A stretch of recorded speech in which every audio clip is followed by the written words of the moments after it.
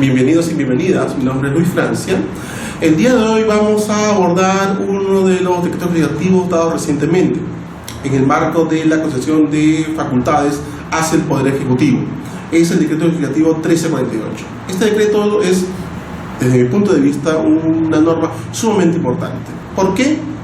Porque desde el Código del año 92-93 de niños y adolescentes y su versión modificada en el año 2000, se había establecido un marco general de tratamiento respecto a las infracciones, delitos, en el caso de adultos, a las infracciones cometidas por los menores de edad.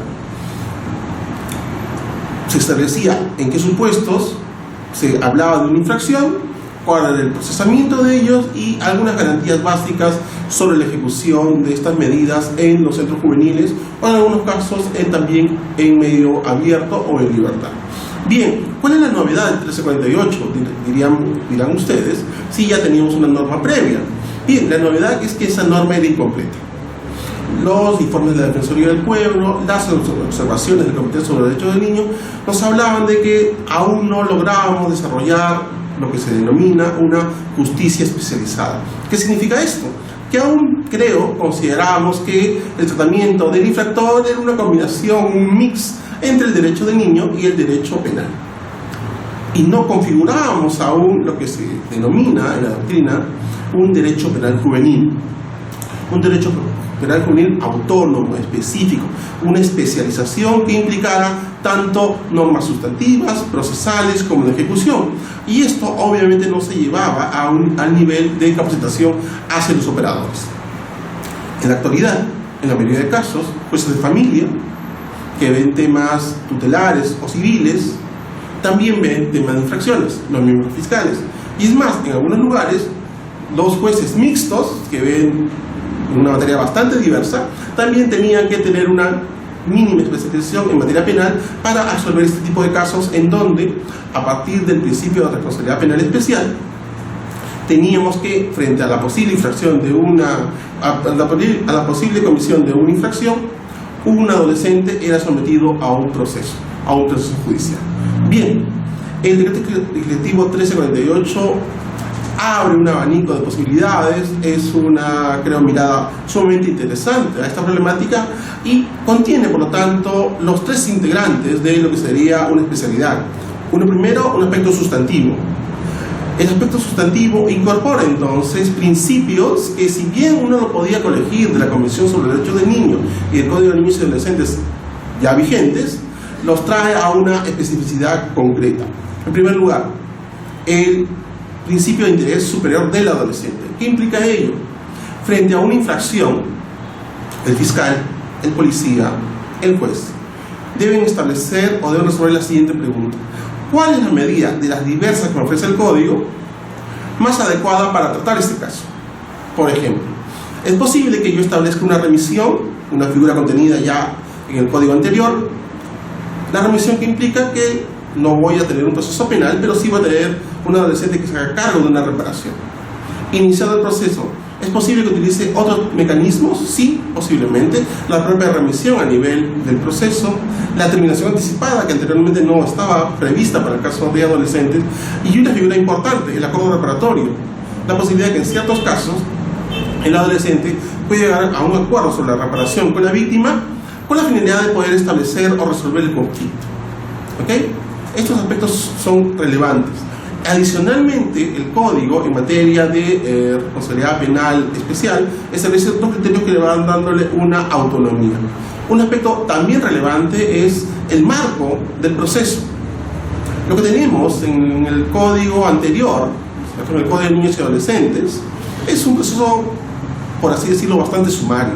En 50 días, en caso de internamiento, el juez y el fiscal deberían terminar con el proceso y tener una sentencia. El Código de Responsabilidad Penal Especial o Responsabilidad Penal del Adolescente, contenido en el decreto legislativo 1348, establece que el mismo modelo procesal utilizado en el Código Procesal del año 2004 va a ser utilizado para el caso de los adolescentes. 3 etapas: investigación preparatoria, etapa intermedia y juicio oral. ¿Okay? Obviamente no es la reproducción del Código Procesal Penal de 2004 a este Código de Responsabilidad Penal del Adolescente, sino es una versión muy resumida, guardando en todo caso algunas especificidades, como por ejemplo la protección de la identidad del adolescente, la prohibición de que sean públicas sus nombres y alguna manera de identificarlos, etc.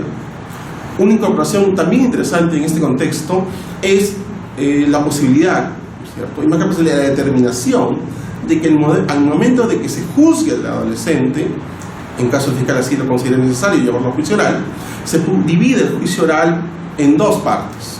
Una primera centrada básicamente en determinar si el adolescente cometió o no cometió una infracción. ¿Ok? En este contexto, el fiscal lo que va a aportar son elementos probatorios respecto a la comisión de la infracción, y obviamente la defensa va a intentar descartarlos en su lógica de defensa que plantea.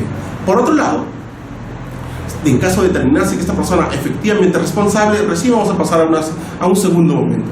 Este segundo momento, denominado regularmente en la doctrina juicio de cesura, implica que no vamos a debatir ya la responsabilidad que ya está determinada.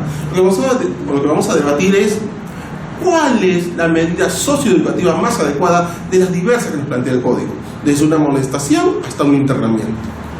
Y es en este momento donde vamos a incorporar un elemento extremadamente importante en el contexto del Código, y es el informe de equipo interdisciplinario, psicólogo, asistente social y otros profesionales, que nos van a aportar las características personales del adolescente, una evaluación sobre sus factores de riesgo y factores positivos, que nos permite determinar, en el marco de este debate, cuál es la medida socioeducativa más adecuada. No solamente eso, cuál es la duración de la misma. ¿Ok? En el caso extremo, un internamiento para 3 casos específicos puede llegar hasta 10 años. Y finalmente, el monto de la reparación, ¿cierto? El monto de la reparación civil. Cuantificar el daño y a partir de eso establecer la reparación civil que deveniera en el caso. En el ámbito de la ejecución, también hay aspectos importantes.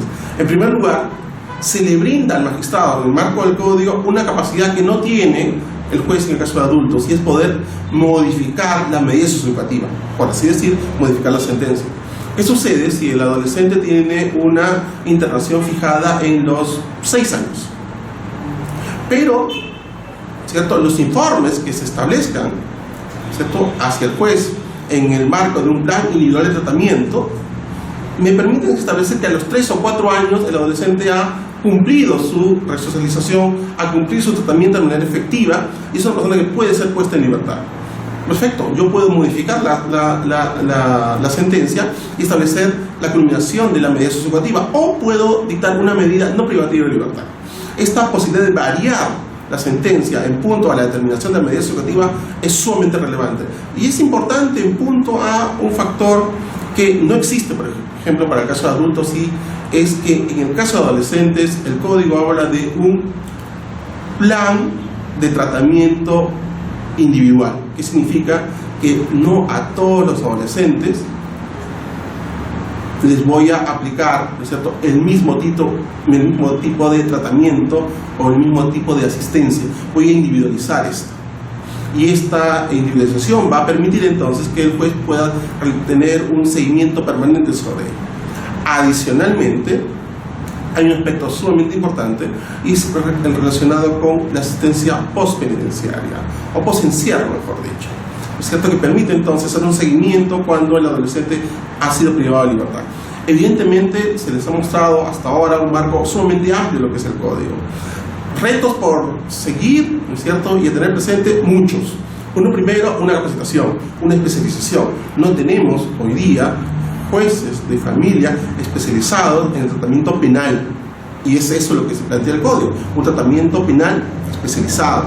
Ahí hay toda una beta de capacitación hacia jueces, fiscales, abogados de oficio. Por otro lado, hacia los operadores dentro de los centros juveniles, para incorporar esta lógica del tratamiento individualizado.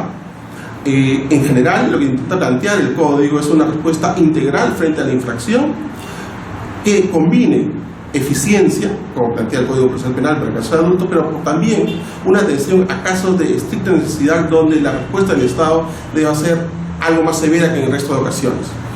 Los casos de sicariato no son la mayoría, serán el 1 o 2%, pero para esos casos, por ejemplo, la respuesta del Estado no va a ser, ¿cierto?, una amonestación, una medida educativa en medio libre, sino que puede llegar a un nivel de internación hasta 10 años.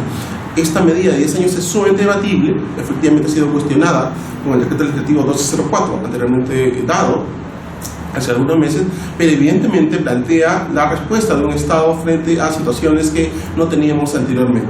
Terrorismo, sicariato, violación de menor, cometido por personas de 16 a 18 años, van a tener en estos casos esta medida extrema de internamiento hasta 10 años. Gracias.